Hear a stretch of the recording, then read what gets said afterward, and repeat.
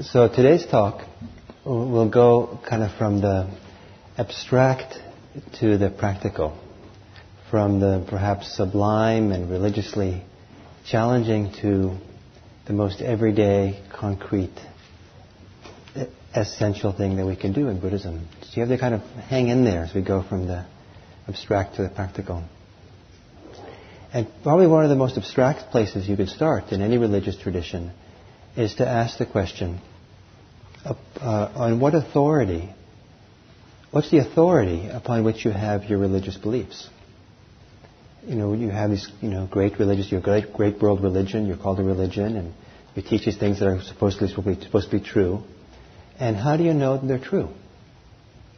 And then you go down the street to another meditation center or church or synagogue or temple or something, and they say, this is the way.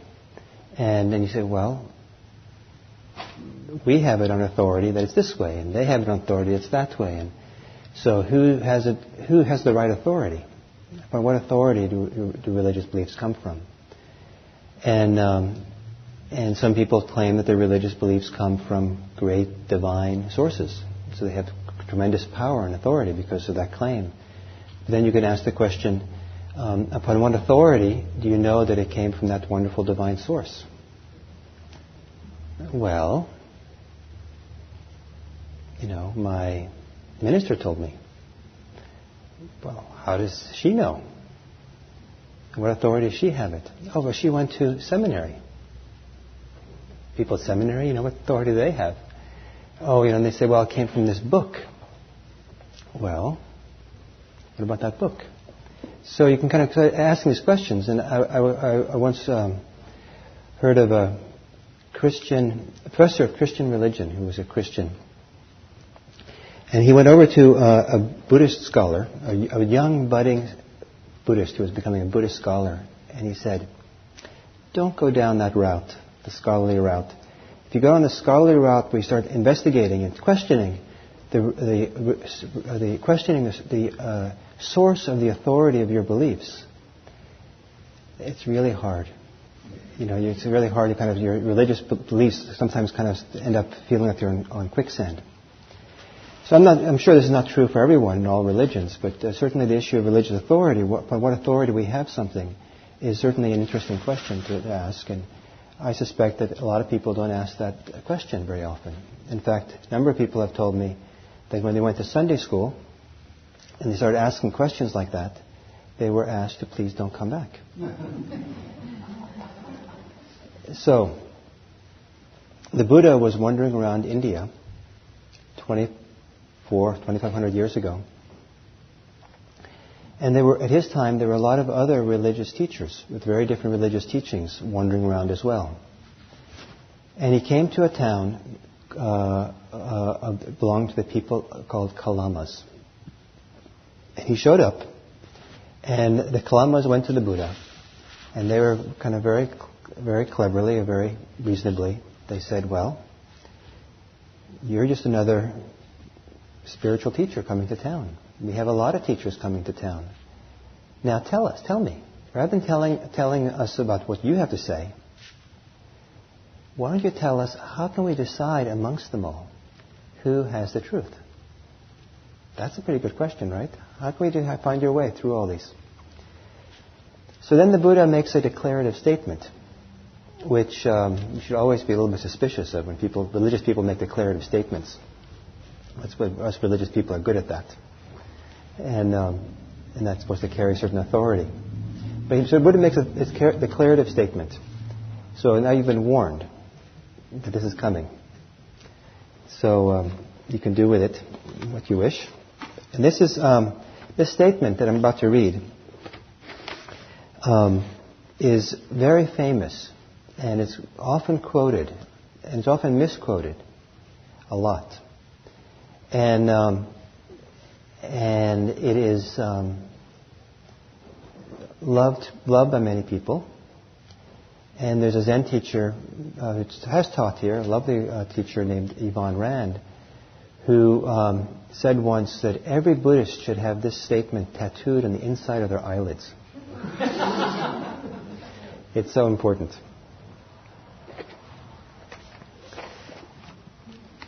So these kalamas that come to the Buddha and they say they're perplexed by all these different teachers that come through, and how should they, figure it out, decide amongst them. The Buddha says to them, "Of course you're uncertain. Of course you're in doubt. When there are reasons for doubt, uncertainty is born. So in this case, kalamas, don't decide, don't go by the authority of reports, by legends, by tradition, by scripture, by logical conjecture, by inference, by analogies, by agreement through pondering views, by probability, or by the thought, this contemplative is our teacher." What's left? Don't go to the authority of just a report, just because you hear about it, someone says it. By legends, by myths, by tradition. It's by tradition. It's always been my parents and parents before that. And don't go by tradition. Don't go by scripture. That's a big one, right? I'm holding this Buddhist scripture, right? And it's kind of self-destructs. Don't go by scripture. By logical conjecture. This is hard for some people. They think we should be able to rely on our own logic and reasoning to come to the truth, religious truth. And here the Buddha says, don't go by your reasoning. That's kind of challenging. By probability, interesting one, Pascal's wager. And or the thought that this person is my teacher, therefore it must be true. So then it goes on, but as it goes on, it's often then misquoted in popular Western writing. And the misquote, it says something like, go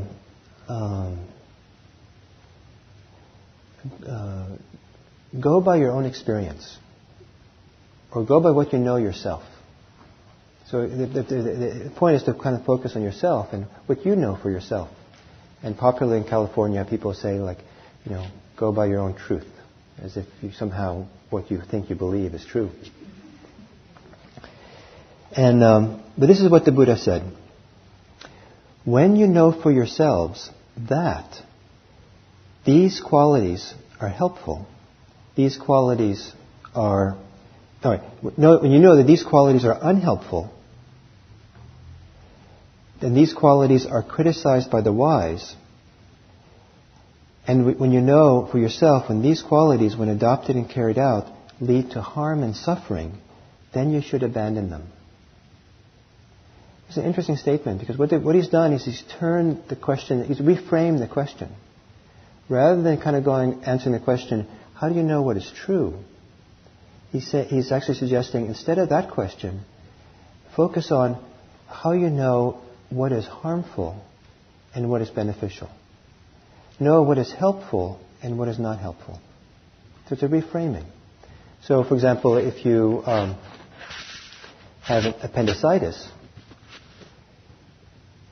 you want to know whether the doctor can help you or not. You don't want to know whether, you might want to know, what medical school the doctor came from, or just, but there's a lot of things which are kind of incidental. So the Buddha once did this analogy where, you're not supposed to go by analogies, it says, but it's really, once the statement just kind of leaves you with nothing. But there's a man who was struck by an arrow, and it had poison in the arrow and all that. And it was really important to get the arrow out quickly. And so people came, and he said, no, don't take it out. Before you take it out, I need to know who shot the arrow, what kind of wood it was shot from. I need to know the caste background of the person who shot it. Goes through all this list of things that he needs to know. But the time it takes to investigate all those things, the poison will have done its work and the man will have died. So the same thing with spiritual things. We have this arrow of suffering. Somehow we hurt, we're in pain, we're afraid, we're angry. There's different kinds of suffering we have. And if you spend a lot of time trying to delve into getting the final resolution on the core issues of religious authority, what's really true? How do you really know? maybe it's like the man who's struck by the arrow, who doesn't take the arrow out until he has all the answers. You following? So here the Buddha is reframing the issue away from the issue of how do you know what's true, to suggesting instead focus on knowing what is beneficial and not beneficial, what is harmful and what is not harmful, and what brings suffering and what brings happiness. And that's something experiential. That's something you can supposedly know for yourself. You can know whether something brings you a greater sense of ease and well-being, or you can know whether it brings you a greater sense of depression or heaviness or suffering or despair or discouragement or something. Those are things you can feel and know for yourself. You don't need a scripture, a book, or a teacher to tell you you're feeling better. I hope you don't. So here the Buddha is pointing these people, the kalamas, back to something that they can find in themselves. Some teachers will say that the ultimate scripture you find in your own heart. But the way you find it, the Buddha said, is not through your reasoning, not because some things agree with what you think, not because it sounds good, it's good for your identity, but rather in a very simple experiential way. That is this harmful for me, or is it beneficial for me? And a big part of the mindfulness practice involves becoming more and more sensitive, so we can become our own teacher and find our way in this regard. Because if you're more and more sensitive, you'll also find that certain things which seem like they're beneficial for you on the surface are not really beneficial when you really get down deep inside.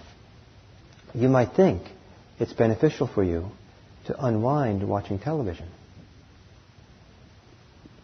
I've watched television sometimes and felt lousier. I generally feel lousier after I watch it than before, even though I think I'm relaxing. Something very seductive about it.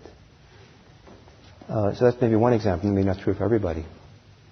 The pursuit of wealth, the pursuit of all kinds of pursuits that on the surface, like gossiping. Gossiping can feel good. You can bond with someone. There's kind of energy and excitement and thrill. But if you're really sensitive, you find that actually there's a kind of clutching or a kind of hostility that is causing you pain in yourself. But usually we override it. We don't see it because we're so focusing on the gossip and kind of the surface kind of good feeling that might come. So part of mindfulness is to get really sensitive so we can really know what's truly helpful for us, what's truly beneficial, what's truly bringing us a sense of well-being. So that's what has authority in Buddhism. That's what they're suggesting in Buddhism is ultimately the Buddha does not have that authority. His scriptures don't have authority. They're meant to be helpful. They're meant to be the teaching are meant to be guides for us. But that is not where the authority resides. The authority resides in testing things out, finding out for oneself, trial and error, finding what is it that leads you to a greater sense of peace and well-being in this life. You have to rely on yourself to find this way. There has to be a way of taking responsibility for this. And then checking and counter-checking and testing the waters and finding out. And you can find your way. So one of the things this quote says is those qualities which are unhelpful or helpful and which are criticized or which are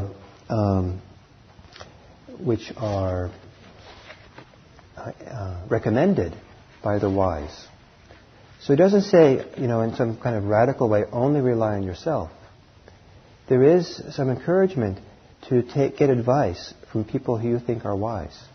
The wise people, what do they say is beneficial? What do they say is harmful? And then you have to find out for yourself whether that's true or not. But you have, at least you're kind of getting yourself into the territory. You're getting some good advice.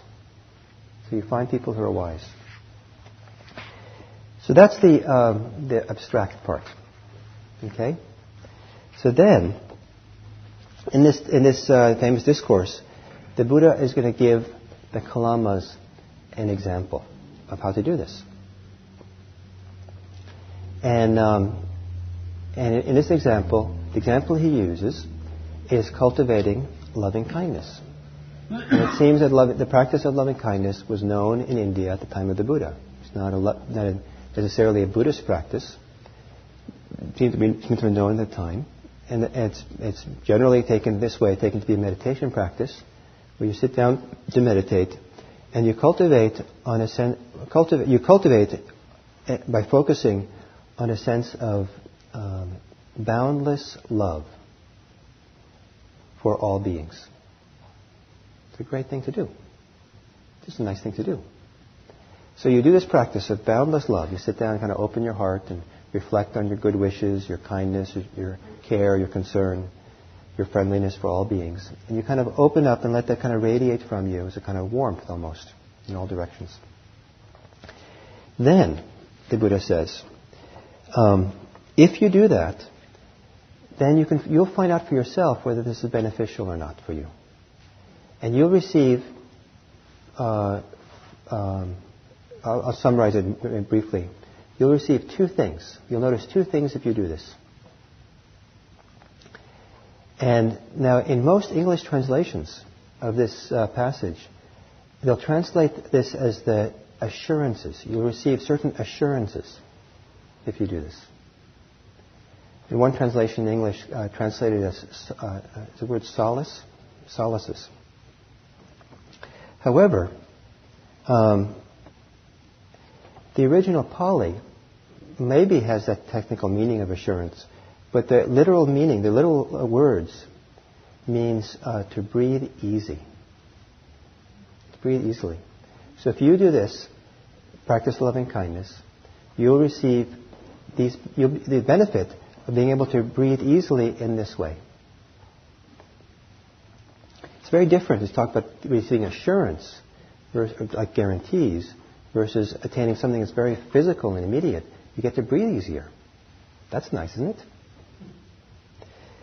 The first reason for breathing easily is, that is, if you've done the loving kindness practice, the first reason for breathing easily is, if there is a world after death, and if good and bad deeds bear fruit in the afterlife, then with this as the basis, with a loving kindness as a basis, I will be reborn in a good destination, in a heavenly world. So there's a kind of reassurance then. There's a kind of assurance, oh yeah, when I die, something good's going to happen. I'm not going to go to hell. So, but the word says you can breathe easily, which is nice, right? And the second assurance, the second reason for breathing easily is, if there is no world after death. Okay? He's not saying there is or isn't one of these. But those are basically the two options, right? So you're kind of covering your bases. If there is no world after death, if good and bad deeds do not bear fruit in the afterlife, then in this life you will live happily, free from hostility, ill will, and upset. So, if there is a rebirth, you can breathe easily because good things will occur to you. If there is not an afterlife, if this is the only life we have, then you can breathe easily because you will live happily. If you're filled with loving kindness, you live happily, free from hostility, ill will, and upset. Isn't that pretty good? Now what I want to focus on here is this idea of breathing easily. He goes through this great statement about religious authority, changes the direction of the inquiry to focus on what is beneficial and what is harmful, what brings suffering, what brings happiness. And then he gives an example for this that focuses on something very concrete that you can experience and know for yourself. And that you can know whether you're breathing easily or not. Now, why would you want to breathe easily? Aren't there more important things to do? There's things to accomplish.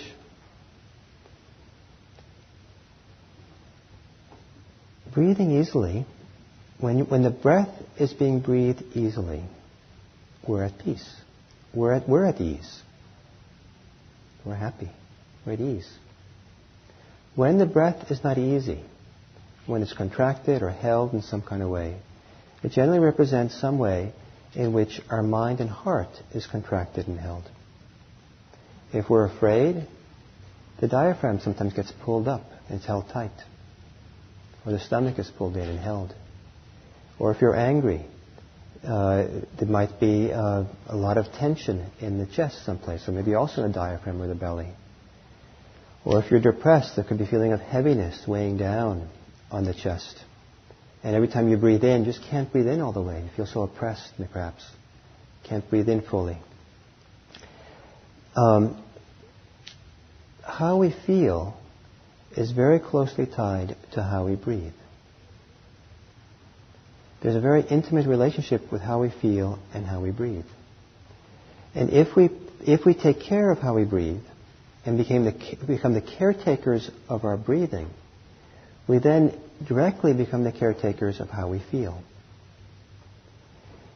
If you go about your day paying attention to your breathing, and you notice those times when your breathing is held, or tight, or constricted, and then if you relax it, you'll probably notice that your mood shifts with that relaxation.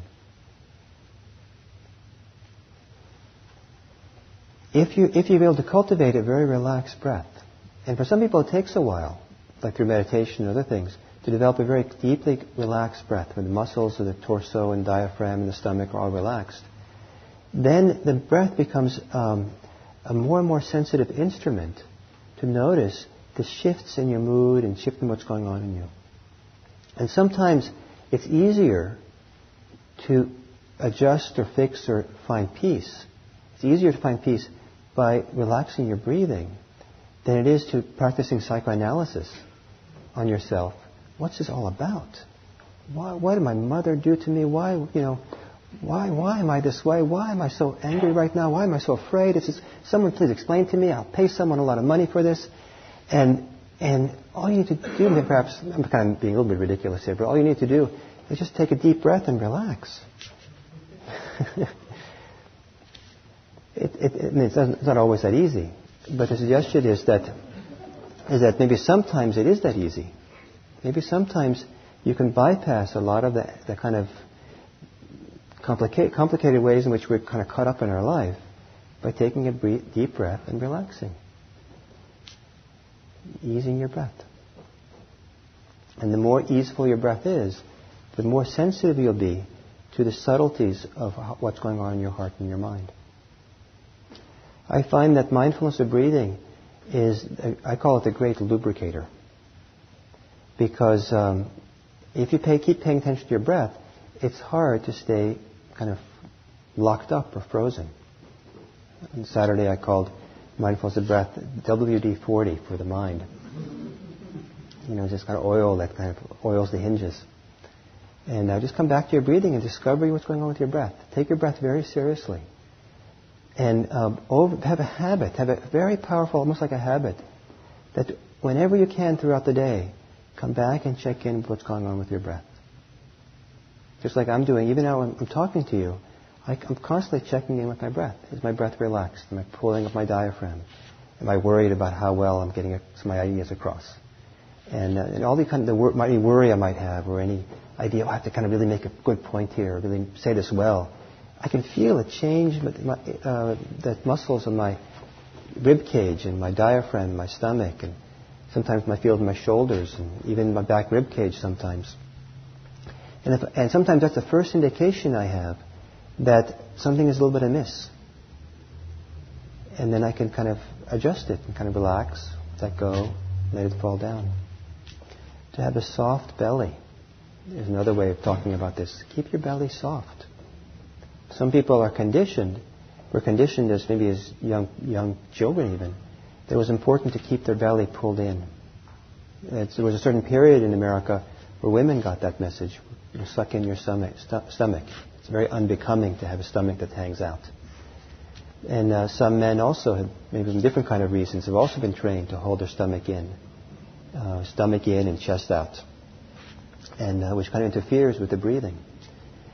not only is it interfere with the breathing, but because the breath, the breathing apparatus is held tense, it's hard for the inner emotional life to relax as fully as it can, because there's such a close relationship between how we hold our breath and how we hold our emotions. And I've known people who, when they finally released their stomach that was being held for years and years, the first thing that happened was they cried.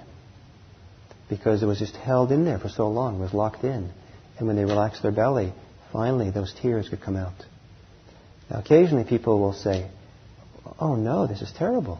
This is worse than before. I'm crying." But that usually passes after a while. And after a while they realize that really needed to happen. I really needed to purge that and finally let it out. Sometimes it can be anger that finally gets released. Finally we relax certain things, certain holding, and we realize we have all this built up anger. And one of the great places in life to be angry, you know where it's really good to be angry? It's really good to be angry while you meditate. If you're going to be angry, do it in meditation. Let it rip. Because it's safe, right? You're not going to hurt anybody. And you can keep your eyes closed. You're committed to not moving. And then just let it go. Don't indulge it. Don't get involved in it. But if it's this release that's happening, finally relaxing, let something bubble, let it move through you. Just like you let tears move through you. So let it come. So sometimes there's a lot of stuff that gets released as we release the breathing. And so you have to kind of work through that period of time. You know, the word anxiety comes from the Greek word for choking. So, again, this close connection between emotions and our breathing. So, breathe easily. It's really a simple thing. It doesn't sound like a great, fantastic religious ideal. You know, there's other religious ideals that seem much more grand and wonderful than your religious neighbors say, what's your religion based on? Oh, breathing easily. Oh, gee, I'm sorry for you. You know, I'm communing with the creator of the universe, and you're breathing easily. But the suggestion is that breathing easily is a very, very powerful vehicle. So powerful that some Buddhists will call it a vehicle to the divine. Not because there's the same reasons as maybe theistic religions, but they hold it up as being a very powerful vehicle to a kind of peace and well-being and ease that is so sublime that it's one of the greatest things that can happen to you. When the breath is at ease, when the diaphragm is relaxed and the belly is soft, the heart is soft, chest is soft, the shoulders are relaxed, then some of the very best qualities of who we are can flow easily through us. The best qualities of love, of kindness, of integrity, of authenticity, of honesty, tends to flow through us the easiest. And to breathe easily will open doors of peace, which will serve you with tremendous happiness for a long time. And so you become the authority for whether you're breathing easily or not. You do not need a scripture. You do not need a teacher.